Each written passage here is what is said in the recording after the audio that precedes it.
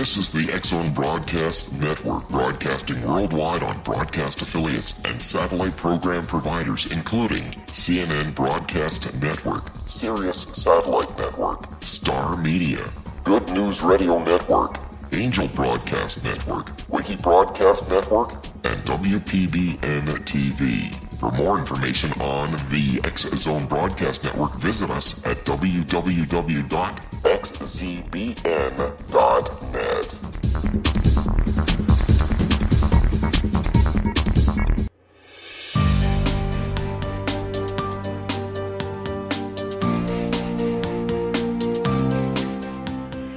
Welcome back, everyone. Aaron Cadieux is our special guest. He is the co-producer, co-director of the Bridgewater Triangle documentary. His website is www.thebridgewatertriangledocumentary.com. First of all, Aaron, thanks so much for joining us tonight. Great pleasure talking to you. Congratulations. 4 years after it premiered, it's still out there doing well. Congratulations. Yeah, we can take pride in the fact that if you go onto Amazon right now and type in paranormal documentary, the Bridgewater Triangle documentary comes up number one in the search. Can't ask for much more than that. Yeah, you can. A super big deal with one of the networks. That would work, too. Yeah, exactly. Yeah, and that was unsolicited, too. We weren't even shopping it around. It just, all of a sudden, we got an email from Discovery, and you got to take that deal when it presents itself, for sure. Exactly. So what are you working on now? It's been a wild ride. What are you working on now? We are I'm collaborating with a couple of other partners on what will be the first ever documentary film about an unsolved serial murder case that focused on the city of New Bedford, Massachusetts, called the New Bedford Highway Murders, which occurred in 1988. And to this day, it remains an unsolved serial murder case and one of the most well-known unsolved serial murder cases in the history of the United States. Why did you decide to focus on this?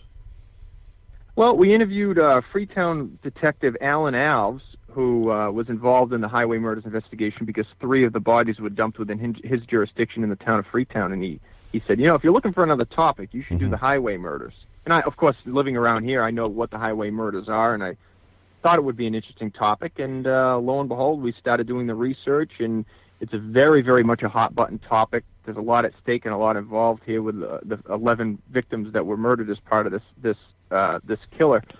And so we tackled that subject. We try to pick subjects that we have local access to but could also garner a national audience. So that's why we picked the highway murders, and we're glad that we did. And it's building a lot of momentum, and it's going to be released as a 3-part series rather than just a single documentary film. For any aspiring filmmakers listening tonight, what advice would you as a pro give them? Be able to wear a lot of hats in this industry. For example, with the Bridgewater Triangle, I wrote the film, I shot the film, I was the director of photography, I co-directed it, co-produced it, I edited it from the first frame to the last, I handled the website, the marketing, the merchandising myself.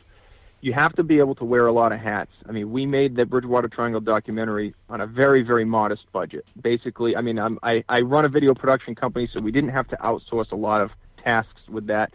But if you're able to do all of those things and you have the obsessive personality to get the thing done, you can accomplish a lot. And the Bridgewater Triangle is a prime example of that. We had, like I said, a very, very modest budget. We made back what we spent on the film with just the premiere. We were already in the black, and that is achievable. It's not a dream. So that's the thing. It's kind of cliche to say that you can accomplish anything you set your mind to. But in the realm of filmmaking, if you can wear enough hats and perform enough of the tasks yourself, it is really feasible, especially with documentary. Let's say you're driving from one location to a shooting location. It's at nighttime. You're traveling on a lone highway. It's pitch black out. All of a sudden you see a light in the sky. It comes down and lands in front of you. Lo and behold, it's a UFO. Out comes an extraterrestrial. What would you do? Well, hopefully in my line of work, I'd have a camera with me because that would be the first thing I'd be trying to do. If I could, but I mean, that's easy enough to say, but then when it's actually happening, you're probably missing your pants at that point. But I'd like to think that I would try to capture some sort of documentation. What would your questions be to the visitor?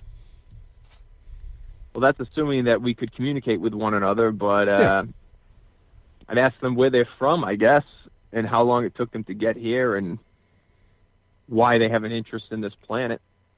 And I think that those would be my first questions. That raises a question that I often ask our guest here on the X Zone. Why do you think that there hasn't been a major landing in Red Square, the lawn of the White House, since the Secret Service can't catch anybody there apparently, Parliament Hill in Ottawa, Buckingham Palace in Great Britain, and the list goes on and on and on? Why do you think contact hasn't been made yet? Official contact hasn't been made yet. Well, we don't know what the thought process would be of an extraterrestrial. We don't know if they have an understanding of power structure and command structure, if they would even realize that those are the places where our command chain of command leads to. They might have no interest in that kind of a thing. They might not have any concept of that. So maybe instead of landing on the White House lawn, they're landing down in the ice of Antarctica, or out in the frozen fields of Siberia. We don't know what interests them. We're just assuming that they'd be interested in the White House or Red Square because that's what we would be interested in. But they might have a completely different consciousness that would not direct them to those things. As a member of the media, how do you feel about the way that the media is being looked upon by citizens and other members of the media as well as fake news? I think all news has a bit of a bias. Now, whether there are fringe news outlets that regularly publish articles that make their way into social media that are by and large debunked as bogus, and there's a lot of that going around. But as far as the mainstream outlets like a CNN or a Fox News or whatever, they both have their political leanings. With I think CNN leans left, I think Fox News leans right. Yeah. But whether anything they're saying is outright fake, I wouldn't necessarily say that. They may, one side or the other, try to slant something a certain way, but by and large, I think the mainstream media is less likely to publish fake, quote-unquote, fake news. I think that's kind of a buzz term that's gotten a little out of control. I think you just have to go into watching a certain network, one or the other, knowing what their leanings are, and to be able to research the other side of the argument that they might not be presenting. How do you see the growing technology, like the computer, the iPhone, the tablet? How do you see that changing the face of filmmaking and video production? Well, it's a major benefit to the independent filmmaker like myself. The reason that we're on Amazon is because they launched a new platform called Amazon Video Direct, which opens up the door for independent filmmakers to submit their own content without having to go through an aggregator or a distributor or some sort of a third-party agent. I mean, as long as they approve of the content that you're uploading, you upload it, and then you're off and running. So I think the advancing technology has benefited independent filmmakers such as myself, very, very well. That's not exactly the term I was looking for, but, I mean, we were able to upload our content without having to send a single tape. It was just all done electronically from the comfort of my office without having to really lift a finger. And so the technology is helping us, and eventually I think you'll see the collapse of traditional mainstream cable or satellite because people are finding alternative routes to view content. I mean, you got Netflix, you got Amazon Prime or Amazon Streaming, you got Sling TV, and people are watching things on demand. People are less likely to watch commercials and advertisements. So it's changing things. It's not necessarily changing things for the worse. I think it's changing things for the better. What are your final thoughts for the X Zone Nation tonight around the world? I was just an honor to be here tonight. I'll shamelessly plug the next project, the Highway Murders documentary. I think that's going to be a landmark film, and I hope people take the time to check it out. But other than that, I appreciate the listenership, and these are the people that are the ones that take the time to view films like the Bridgewater Triangle, and without these people, there would be no Bridgewater Triangle documentary. So, we're honored to have made the film and had it be a moderate success and be able to talk about it. Was the the Bridgewater Triangle documentary shown at the Sundance Festival? No, we actually were not all that successful in film festivals. Of the 12 to 13 we submitted to, we were only accepted into 4. And I don't know if it's a content thing or what, or maybe it just didn't stack up to some of the other material out there. But out of all those festivals that we were in, how many of the films in those festivals can say that they sold to a major network? Probably not many. Exactly. So we have that feather to stick in our cap. But, the festival circuit, we showed it at a few different festivals. Listen, give our listeners your website one more time. It's the www.thebridgewatertriangledocumentary.com. It's a very long URL, but it's easy to remember. Thebridgewatertriangledocumentary.com. And it's available on Amazon Prime? It's available on Blu-ray or DVD on Amazon Prime, or even on Vimeo, which is another video streaming service, but predominantly everybody's been viewing it through Amazon nowadays. The DVD and Blu-ray sales have plummeted now that we're on Amazon, but that's okay. And if you got Amazon Prime, you can watch it for free. It's out there. Aaron, continued success. Thank you so much for taking time out of your busy day to join us, and I look forward to the next time. Thank you very much. It was an honor. I look forward to the next time you join us down here in the X Zone to talk about your present project. Good luck with it. Oh, thank you very much. Thank you very much. Thank you. Good night, Aaron. Good night. X-Zone Nation, Aaron Cadieux was our special guest this hour. His website is www.thebridgewatertriangledocumentary.com. That's www.thebridgewaterdocumentary.com. I'll be back on the other side of this commercial break as we continue here in the X-Zone from our broadcast center in beautiful Hamilton, Ontario, Canada. If you'd like to send me an email, xzone at xzoneradiotv.com. On all social media sites, X-Zone Radio TV, and our website, xzoneradiotv.com, and to find out about all the great programming we have available for you 24/7, 365 on the X-Zone Broadcast Network, www.xzbn.net. Too many X-Zones. www.xzbn.net. I am Rob McConnell. This is the X-Zone.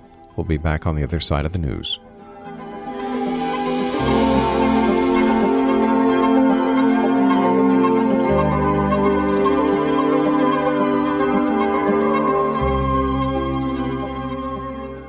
Hi everyone, Rob McConnell here, and I wanted to spend a moment on internet streaming. Everybody has heard about internet streaming, but not many know much about it. Did you know the internet streams just about everything? Movies. From new releases to old classics. TV shows. Almost every show, every episode, and much more. But the question has always been, how do you do it? Well now, thanks to the folks at 123 Ready TV, I have the answer for you. They have developed a simple program app, 123 Ready TV, that you install on your Windows PC, Android smartphone, or Android tablet that can have you streaming like a pro in less than 5 minutes. You truly won't believe how much is available or how easy it is to do until you try. And for a one-time cost of only $19.99, this product is a real winner. To learn more about 123 Ready TV, visit our website at www.xzbn.net.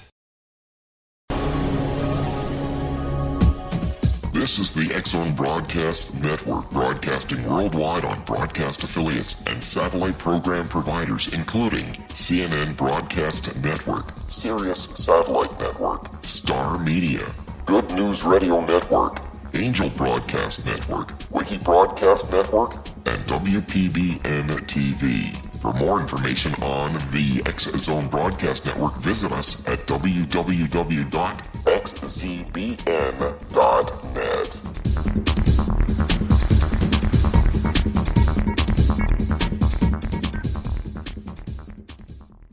How would you like to be able to read other people's minds? Well, the next best thing is here. When you know how to read a person's name, you know how the person thinks, feels, and behaves. Each letter in our name holds a key to unlock our true essence. Our name contains both our gifts and challenges in this lifetime. Mnemology science discovers personality secrets hidden in the placement of the letters of our names, including the first and last impression people remember about us. Sharon shows us how to interpret the arrangement of letters as outlined in her book, Know the Name, Know the Person. Sharon Lynn Wyeth created nemology science after 18 years of research and testing her theories, and has supported thousands of people around the world in understanding themselves and others better. You'll enjoy Sharon's unique teachings as she shares her system to learn the gifts behind your given birth name. Even if you don't like your birth name, there are jewels in this book. If you're thinking of changing your name, ready to name your child, or wanting to get along better with others, this is the book for you.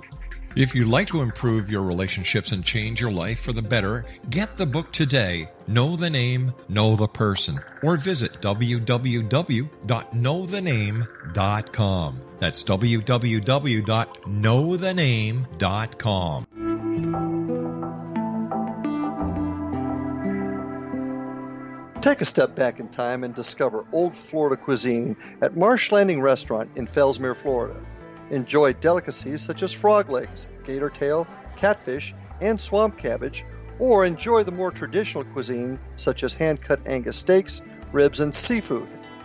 Join us for breakfast with a southern flair featuring sweet potato pancakes, biscuits and gravy, and much more. Planning a party?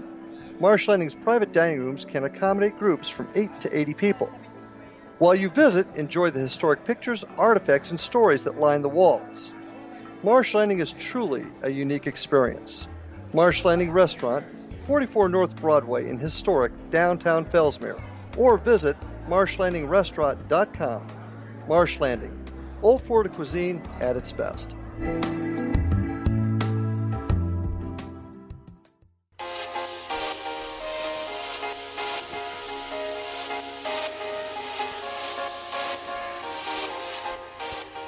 Welcome back, everyone. If you would like to send me an email suggesting a guest, or if you have any comments on a show that we've done, or if you'd just like to say hi, let us know where you're listening to us from.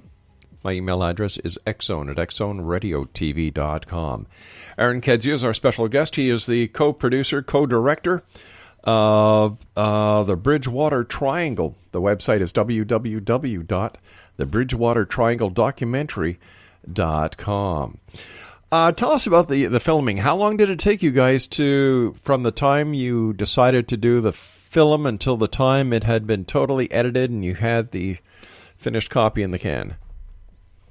That was probably about a 4-year process. Now, keep in mind, we were doing this as a labor of love. We didn't get paid for this documentary. It was something that we worked on in our spare time. Mm-hmm. I do video production for a living, so I had my regular clients and regular duties as a video production specialist to adhere to, and then this was something that we devoted time to when we could. The edit process took about 10 months. Wow. But when it was all said and done, it was just under a 4-year process, and we premiered the film in October of 2013. What has been some of the feedback you've been getting from viewers of the film? It's been universally pretty much positive. I mean, there's always going to be critics and there's always going to be some negativity, but it was widely more successful than we anticipated. I mean, we premiered this thing on October 20th, 2013 to a sellout crowd of 850 people. And a week after that, we played it to another sold-out crowd of 450, and by December of 88, by December of 2013, we had been contacted by Discovery Communications, and they were interested in the U.S. broadcast rights, and so it's made its premiere on national television under the title America's Bermuda Triangle, which is an edited down version of the same film. It's only a broadcast hour, so they basically cut the film in half for TV. But, since then we've also gotten it up on Amazon Prime and Amazon Streaming Video, where, close to 3 million minutes or more of the documentary have been streamed in 4 different countries. So it's been well received. The feedback has been largely positive, and it's far exceeded our expectations.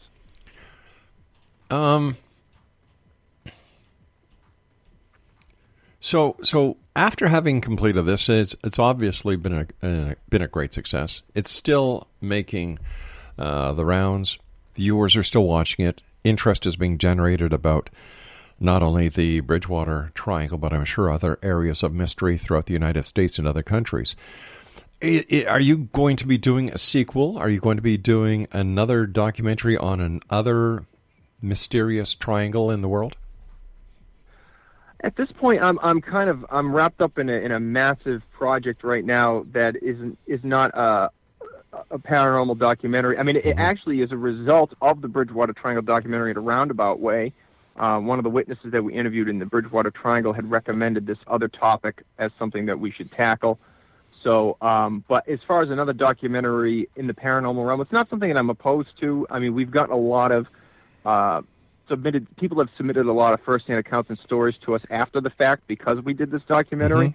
So it's always possible that we could do more within the Bridgewater Triangle, or maybe, like you suggested, tackle another region in another part of the country and do a similar project. Why do you think the paranormal is so popular, even today in the year 2017? Because, every town, every community across the country has their own stories about, the haunted house down the street, or the creepy woods, or, the legends and folklore. So it's something that everybody can relate to. And it's something that I think people go into it knowing that, they're probably not going to prove the existence of this or that, but to watch these programs, it's part of the fun to see, crews and ghost hunters go into these locations and to see people traipse around in the woods looking for Bigfoot. There's something exciting about it, even if in the back of people's minds they really think, they're probably not going to prove anything. But like I said, I think it's just a fun topic. It's fun to think about. It's fun to hope that something like that does exist. It's more exciting to think Bigfoot exists than it is to think that it doesn't. So I think that's why it's so popular. I mean, every single major network on television has some sort of a ghost hunting or UFO or Bigfoot hunting show, and they have them for a reason. They get ratings and people watch them. That's one reason, but you know as well as I do, being in the industry, that with the deregulation of the networks and the opening up of new channels, program directors need programming, and one of the cheapest venues to buy media from is the paranormal people. Yeah, I mean, we sold to a network, and when I tell people that, they think, well, you should be on a yacht down in the Caribbean living out your retirement, and that's just not the case. It was one of those things where we were offered the deal, and we hadn't sold anything else to national television. We had no leverage, so we took what we could get. You can't turn that down if you get that opportunity. But yeah, it's not you don't get paid, tens of thousands or hundreds of thousands or even millions of dollars. That's right. You just expect, to have to do it again and try to have a little bit more leverage the second time around, I guess. Yeah. Plus with the ability of people to take high definition video with their phones or you can go out and buy a $300 handheld camera, make your own. Well, that's absolutely true. Yeah. The digital revolution has completely changed the filmmaking process. I mean, for a couple $1,000s, you can get yourself a halfway decent camera. A couple more $1,000, get yourself a post-production editing system, and then you're off and running. Where in the old days, it was $250,000 just to walk into, just to have access to an editing suite. So it's changed the industry tremendously.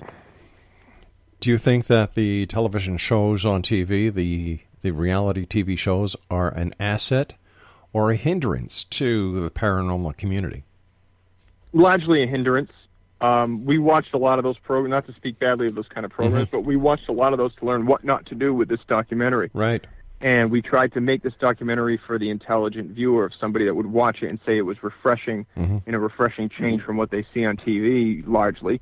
And that's the approach that we took, and we think we struck a chord with that. It's something that was a breath of fresh air in an otherwise sea of sensationalized, overdramatic nonsense. When you were doing your premiere, were any of the people that you interviewed at your premiere, and if so, what were their comments about your final product? Oh, they were all very, very supportive and very excited. There wasn't anybody that was in the film that regretted being in the film or had anything bad to say about what we had done. They've all benefited from it as well, especially the people that are, we had eyewitnesses, but then we also had experts in the field and researchers who, saw upticks in visits to their websites, and they were able to sell books at the premiere and everything. So it benefited everybody. What was the most popular topic of your documentary? Was it Bigfoot? Was it the UFOs? Was it the curses? It probably was the half-hour segment of the film that deals with just under a half hour, I should say, the Freetown-Fall River State Forest, because that a lot of that ties into incidents of true crime and, alleged instances of ritualistic sacrifice of animals and really gruesome stuff like that. But that's something that's a little more tangible than some of the other concepts that we covered. And I think that segment of the film holds people's attention better. And not that the film doesn't hold people's attention, but that segment in particular is the one that really grabs people. Were there any ghost or haunting stories in your film? Oh yeah, absolutely. And particularly, there are two towns within the Triangle that have a very long history of reports of ghostly encounters. One is Rehoboth, Massachusetts, and the other one is East Bridgewater, Massachusetts, both of those towns. And we covered some hauntings in those locations as well. The only problem with covering hauntings is, like I said, every single community has its haunted house or haunted graveyard or something like that. So to cover all of the hauntings in the Bridgewater Triangle would require a multi-episode series in and of itself, never mind all the Bigfoot, UFO, and true crime stuff that we were trying to cover as well. Do you think that let me see how I can best phrase this. With the advent of all these paranormal shows, ghost shows, UFO shows, that certain towns are monopolizing on the ability to increase tourism, whether or not the paranormal activity is real or not? I'm not really well versed enough in that to say. Okay. To a degree, possibly. And I can't say. I've always thought that these towns, some of these communities, could benefit from attaching themselves to the Bridgewater Triangle and trying to maybe have some sort of tourism attached to it. Especially a town like Rehoboth, that has such a long history of these kind of occurrences. I thought that they could potentially do that without coming across as really trying to take advantage of it too much. But I think there's a fine line there between taking pride in a history like that, but then also taking advantage of something like that. Okay, you shot the film in 2013. Here we are in 2017. Prior to you shooting the film, when was the last actual paranormal account that you guys were able to research that didn't make the film? Well, there's been a few UFO sightings that have happened after we released the film. But in terms of the last paranormal occurrence within the context of the time before the film came out, I don't really know, to be honest with you. I think we tried to get some of the more recent stuff in there. There may have been a couple of UFO sightings that happened in the late 90s that we weren't able to get to specifically. But by and large, I think we covered a lot of ground. If you were to redo your film today, or let's say if there was a time machine that could take you back to 2013, would you change anything? Possibly a couple things. And to be honest with you, one of the things that we do receive criticism for is whenever we interviewed an expert in the field, if they had published a book of any kind or done any kind of a publication, we made sure to mention that. I mean, people weren't getting paid to be in this documentary, and they were giving us their time, and we were kind of using it as credentials. But some people have seen it as we were trying to boost sales for these people's books. And, we thought, if they get a couple book sales because of being in this documentary, it's not the worst thing in the world. But we have caught some criticism for that, so maybe we would have toned that down. Who are some of the experts that you had in your film? Loren Coleman, first and foremost.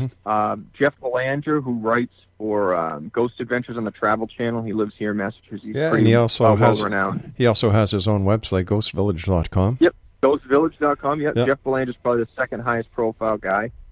Tim Weisberg from Spooky South Coast, a radio program down here in Massachusetts. Christopher Pittman, who's been on Ancient Aliens a few times.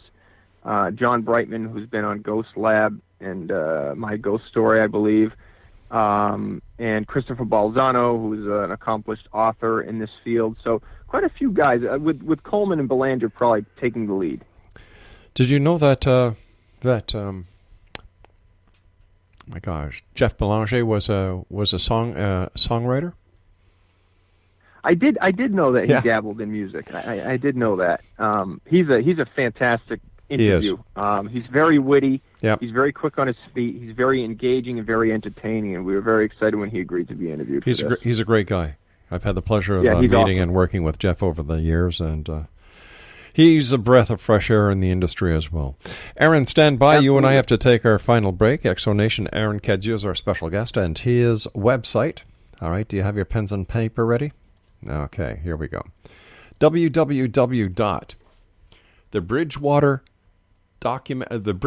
Triangle Documentary.com. Again, www.thebridgewatertriangledocumentary.com. And we'll be back on the other side of this short break as we wrap up this hour here in the X Zone from our broadcast center in Hamilton, Ontario, Canada. Don't go away.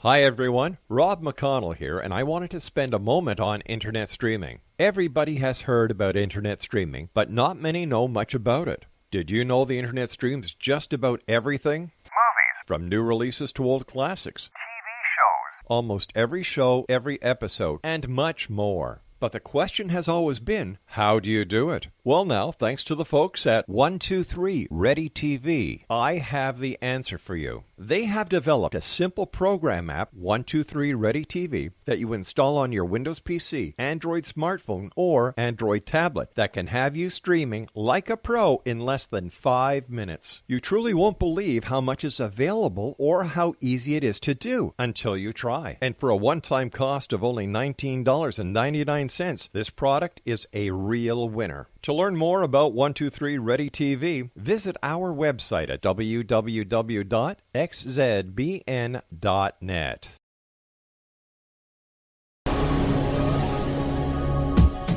This is the X Zone Broadcast Network, broadcasting worldwide on broadcast affiliates and satellite program providers, including CNN Broadcast Network, Sirius Satellite Network, Star Media, Good News Radio Network, Angel Broadcast Network, Wiki Broadcast Network, and WPBN TV. For more information on the X Zone Broadcast Network, visit us at www.xzbn.net.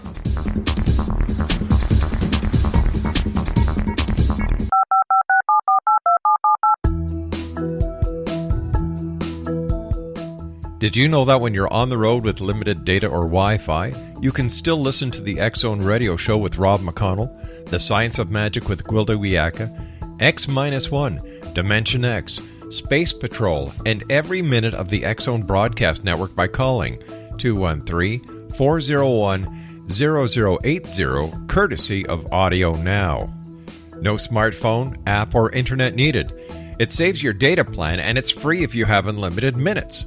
Call 213-401-0080 to listen on any phone, anytime, anywhere. Remember 213-401-0080 for the best of the paranormal, parapsychology, and sci-fi radio programming anywhere, 24/7, 365.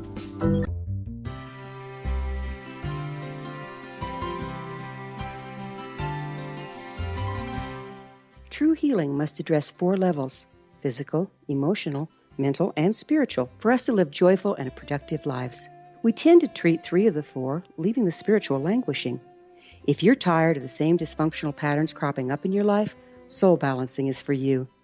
Trixie Phelps, owner and founder of Soul Balancing, is a naturally gifted energy healer trained in numerous esoteric forms, including shamanism. Trixie has created a powerful modality that safely and effectively clears your energetic field.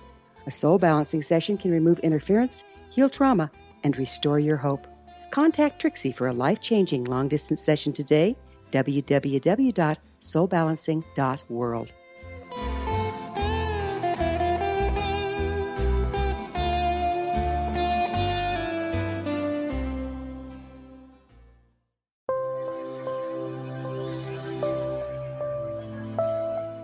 There's a legend shared by many indigenous cultures of a time when the nations were cast to the 4 corners of the world. Each nation was given a body of sacred knowledge that held a different portion of the truth to preserve. True reality could not be known until all the nations reunited, combining the information. If a single one was missing, the world could not be reborn and darkness would prevail. The Science of Magic Radio is dedicated to reuniting the sacred knowledge. With the understanding, none of us has all the answers, but together we can open new perceptions and possibilities. Through our combined vision, the world can be reborn into a place where darkness no longer prevails. Join me, Gwilda Wiyaka, and the Science of Magic daily on the X Zone Broadcast Network, xzbn.net, or visit us at thescienceofmagic.net.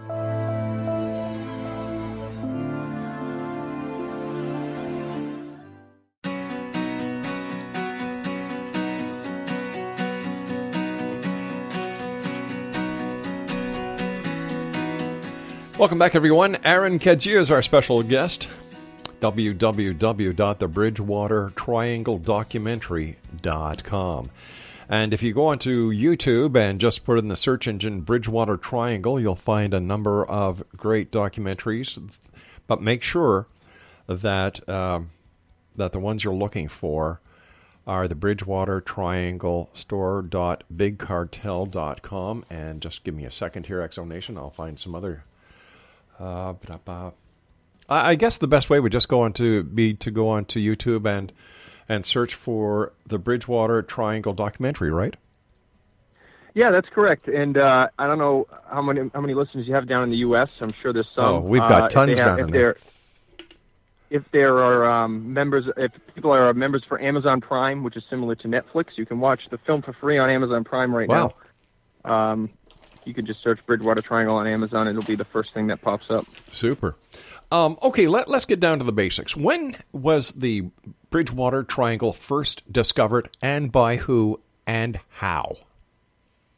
I wouldn't say discovered so much as defined. Okay. And, the stories about this region date back to colonial times. And the region was first defined by the world-renowned cryptozoologist Loren Coleman, who had moved to Massachusetts from California. He settled in the Boston area, and naturally he started doing investigations for unexplained occurrences and particularly cryptid animal sightings in Massachusetts. And he kept getting a lot of reports surrounding an area in southeastern Massachusetts called the Hockomock Swamp, and he kind of expanded that area to other reports that were coming from that region.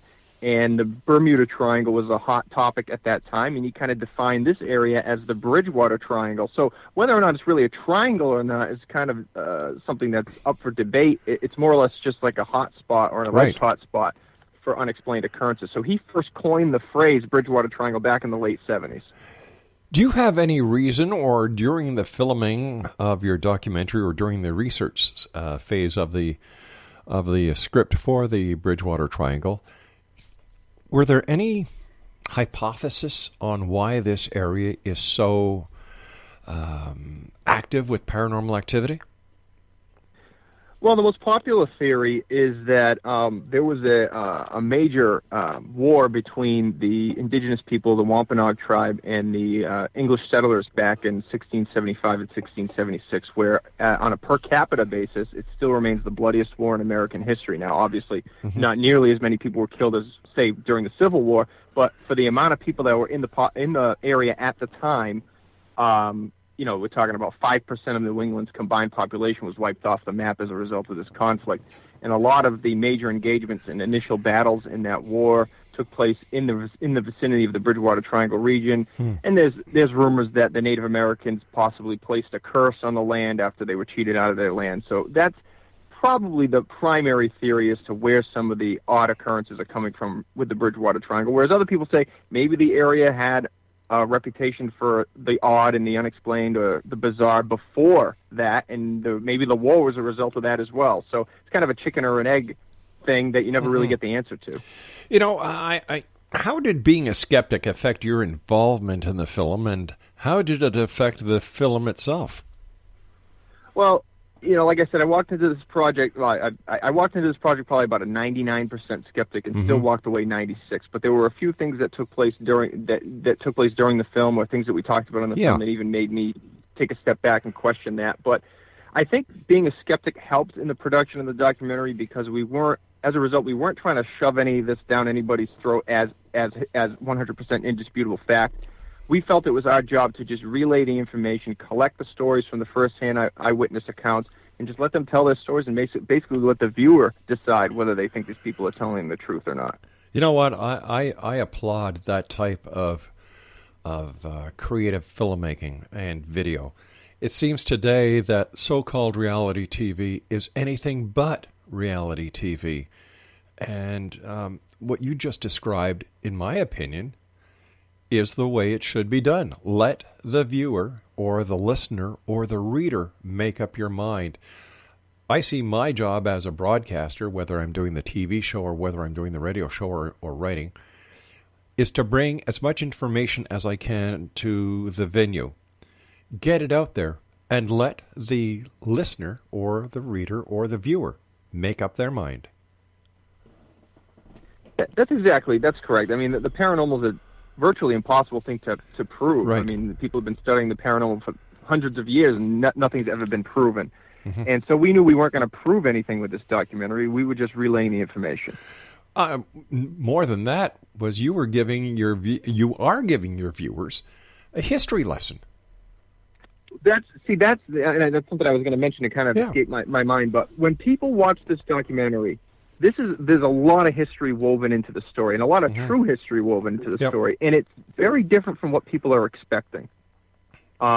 People, I think, they hear paranormal documentary and they automatically get visions of kids running around in the woods with cameras, kind of like a Blair Witch Project type of a thing. And this is very different from that.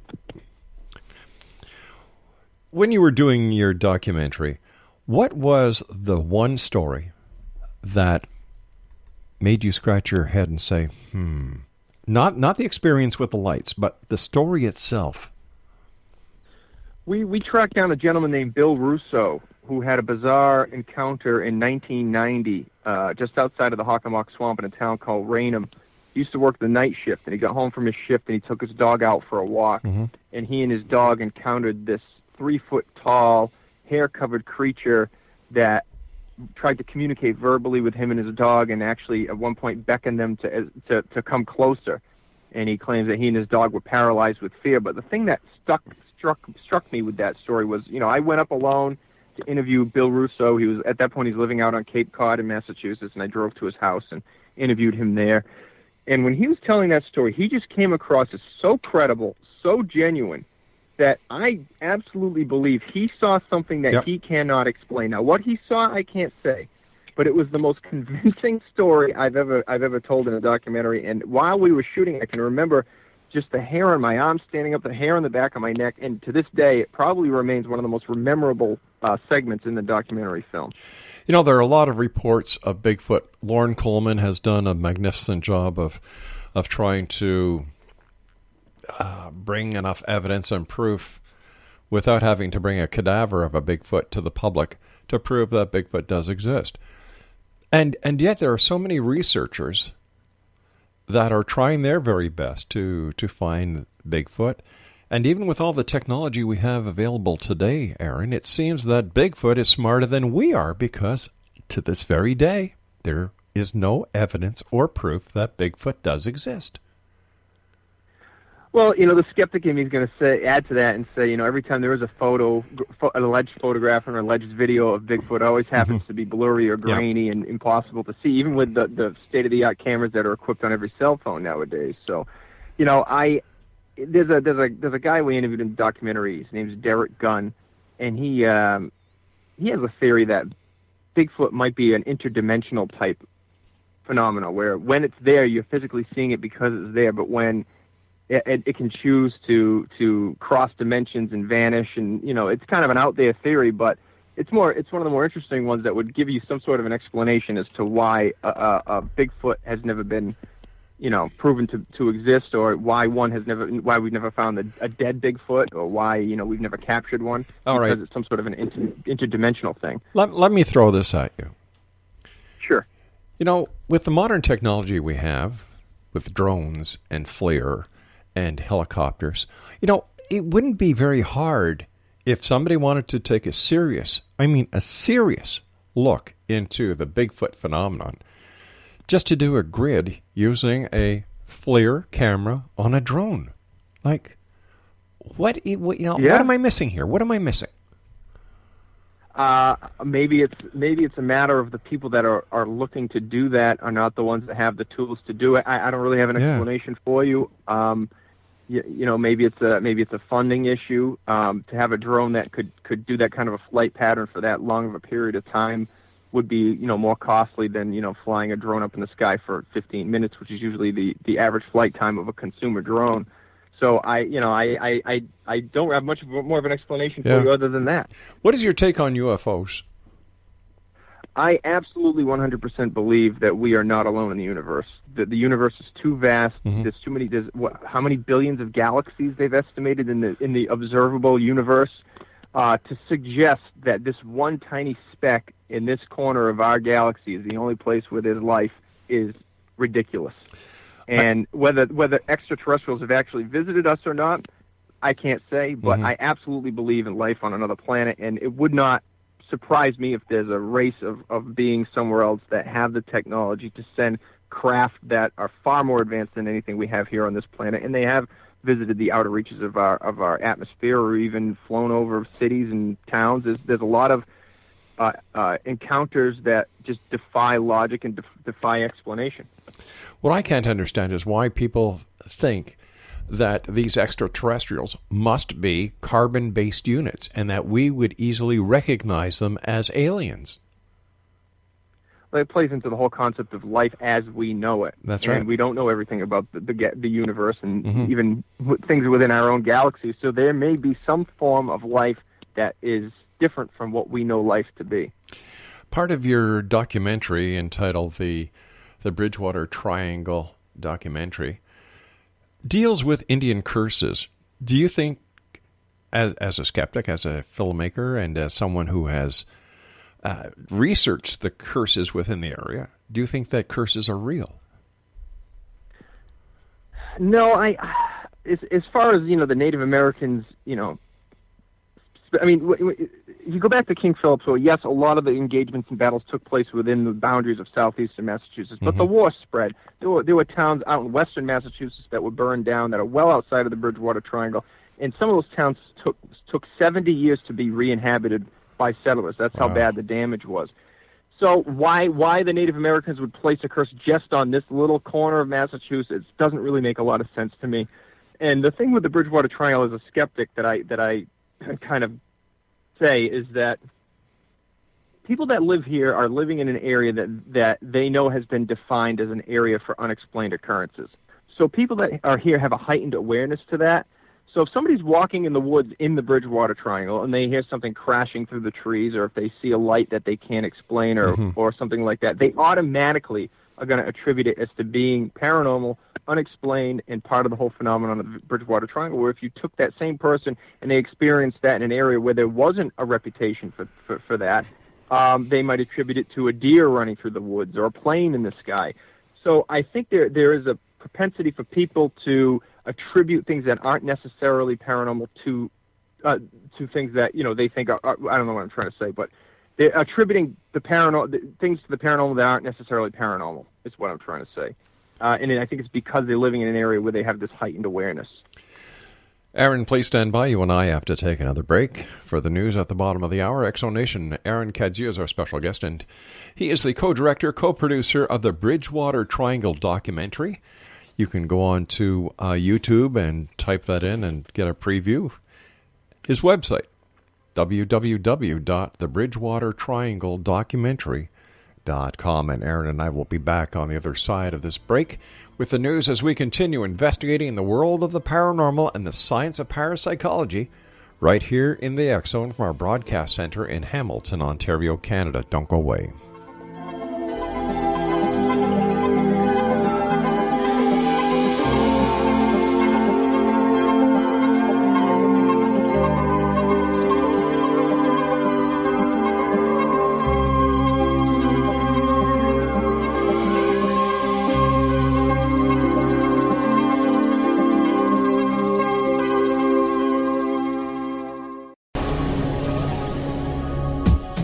This is the X Zone Broadcast Network, broadcasting worldwide on broadcast affiliates and satellite program providers, including CNN Broadcast Network, Sirius Satellite Network, Star Media, Good News Radio Network, Angel Broadcast Network, Wiki Broadcast Network, and WPBN TV. For more information on the X Zone Broadcast Network, visit us at www.xzbn.net.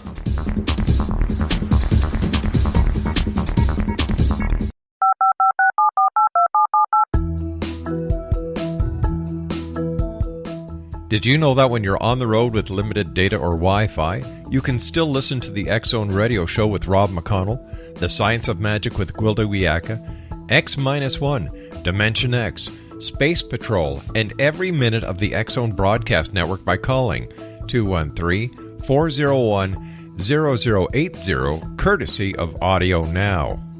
No smartphone, app, or internet needed. It saves your data plan, and it's free if you have unlimited minutes.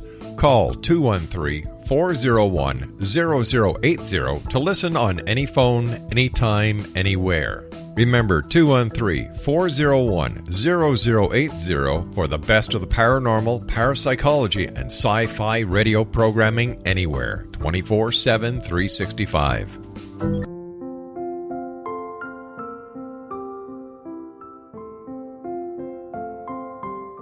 I am Dr. Carl O'Helvey, founder, president of a new cancer foundation focusing on evidence-based physical, mental, and spiritual interventions, including natural cancer cures, prayer, meditation, affirmations, nutrition, and other related holistic cancer prevention and cure modalities.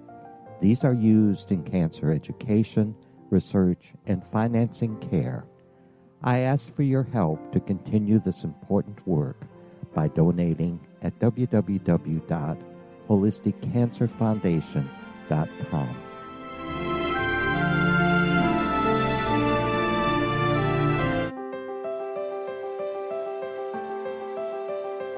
Wouldn't you love to know the secret to everything? I'm Dr. Kimberly McGeorge, and on The Secret to Everything, we will merge the practical with open investigation into all realms of the mysterious. We will talk to cutting-edge alternative health practitioners, those who inspire and motivate you in business and life, and of course, we will share stories of the paranormal, conspiracy, and cryptozoology. You will transform because of the frequency I carry, the frequencies my guests carry. Life may never be the same after you listen to this program, for the secret to everything is for you, the listener, for those who desire more in every area of their lives and believe that it can still be found. Listen and discover thesecrettoeverything.com.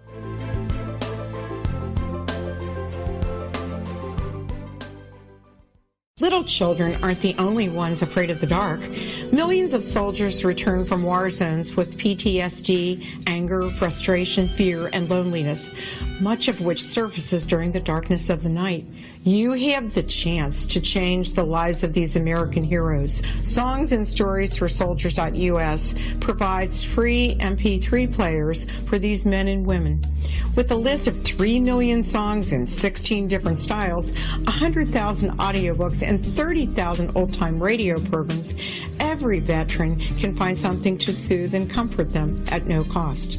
All our players contain an 8-hour audio program designed to help veterans fall asleep. With 1,500 plus vets now participating, it's our goal to deliver 10,000 audio players this year. Go to our website at songsandstoriesforsoldiers.us. Help us help a veteran make it through the night. The X-Zone Radio Show with Rob McConnell is largely an opinion talk show. All opinions, comments, or statements of fact expressed by Rob McConnell's guests are strictly their own and are not to be construed as those of the X-Zone Radio Show or endorsed in any manner by Rob McConnell, Relmar McConnell Media Company, the X-Zone Broadcast Network, its affiliated networks, stations, employees, or advertisers.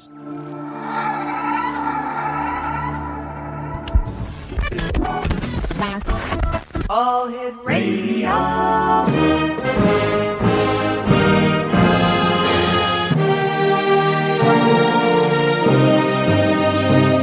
Welcome to the X Zone, a place where fact is fiction and fiction is reality.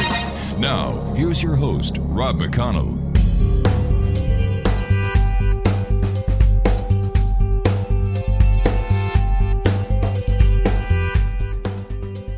Welcome back, everyone. This is the X Zone. I am Rob McConnell, and we're coming to you around the world from our broadcast center in Hamilton, Ontario, Canada, on the X Zone Broadcast Network, Radio X across Europe, Talkstar Radio Network, and our growing family of broadcast affiliates, satellite programming providers, as well as internet audio feeds. If you'd like to check us out on any of the social media sites, it's very simple, X Zone Radio TV. Our website, www.xzoneradiotv.com. And to find out all about the X Zone Broadcast Network, the 24/7, 365 programming that we have available for you, just go to xzbn.net. All right, X Zone Nation, everybody's heard of the Bermuda Triangle. Everybody's heard about the Great Lakes Triangle. Today we're going to be talking to Aaron Cadieux about the Bridgewater Triangle, which refers to an area of about 200 square miles, or for us Canadians, 520 square kilometers, within southern Massachusetts in the United States, claimed to be the site of alleged paranormal phenomena, ranging from UFOs to poltergeists, orbs, balls of fire, and other spectral phenomena, various Bigfoot-like sightings, giant snakes, and thunderbirds. Now, just some of the historic places and landmarks within the Bridgewater Triangle include Hockomock Swamp, Digton Rock, Freetown-Fall River State Forest, and Profile Rock. Some of the other paranormal claims include Bigfoot sightings, Thunderbird sightings, animal mutilations, as well as Indian curses. My guest this hour is Aaron Cadieux, and Aaron is the gentleman behind the Bridgewater Triangle documentary. His website is the BridgewaterTriangleDocumentary.com. And Aaron, welcome back to the X Zone. It's been a long time since you've been with us. Oh, thank you very much for having me. I appreciate that. Aaron, tell us a little bit about yourself and how you became so interested in the Bridgewater Triangle. Well, I'm a documentary filmmaker by trade, but when I was in college for video production and filmmaking, I was looking for a topic for a documentary, researching allegedly haunted locations in Massachusetts, came across information about the Bridgewater Triangle, learned that where I grew up in North Dartmouth was about 6 miles down the road from the Freetown State Forest, which I was very well aware of as a kid and the stories that came out of there. Once I saw that tied into the overall concept of this 200 square mile Bridgewater Triangle, I thought it would be an interesting topic for a documentary, and I'd done a short 30-minute student film in college about the Bridgewater Triangle, but always thought that, it would make for a good topic for, a legitimate 90-minute feature documentary when I had a little bit more experience under my belt. So fast forward to about 2010, I met up with a guy from East Bridgewater named Manny Famolare, who was into the Bridgewater Triangle, and we kind of pooled our resources and did the first ever documentary film about the Bridgewater Triangle. Well, first of all, congratulations on your DVD, your video. And thank you. While you guys were shooting, and I've got about 2 minutes before I have to take my first break, while you guys were shooting, did you experience any paranormal phenomenon yourselves? There was one incident that took place while filming an interview in the Freetown-Fall River State Forest where the lights shut off during one of the interviews that we were shooting. And the interesting thing about it was the light shutting off a second time during the interview, and it was in direct response to the interviewee basically teasing the spirits, or alleged spirits, I should say. He turned as if he was like addressing a ghost, and as soon as he did that, the light shut off the second time. And even as a skeptic, that's the closest thing I've ever had to a paranormal occurrence in my life. Well, I have to tell you, I was with Creepy Canada for 3 years as the consultant to the producers, as well as the voiceover artist. And I'll tell you, some of the stories that I heard from the technical staff that grew to be friends, as well as the producer and director, Bill Burke, they'd go to alleged haunted locations, and during the shooting of the episode, the batteries would drain, the lights would go out, unexpected technical problems. So this seems to be something that is quite common when shooting something within the paranormal. Yeah, I've run into other people that have experienced that kind of thing as well. I mean, I don't consider myself a paranormal researcher or an investigator. This was a one-off topic. Then the project I'm working on now has nothing to do with the paranormal. But I've never experienced a technical issue like that again since. I mean, this was an interview that was kind of impromptu. We shot it out in the woods with a battery-operated light. Yep. But we put brand new batteries in the light before we started the interview, so there was no real explanation for what happened. Aaron, please stand by. You and I have to take our first break. Exonation, Aaron Cadieux is our special guest. www.thebridgewatertriangledocumentary.com, and Aaron and I will be back on the other side of this break. I am Rob McConnell. This is the X-Zone, and you're listening to us on the X-Zone Broadcast Network, Talkstar Radio, and Radio X.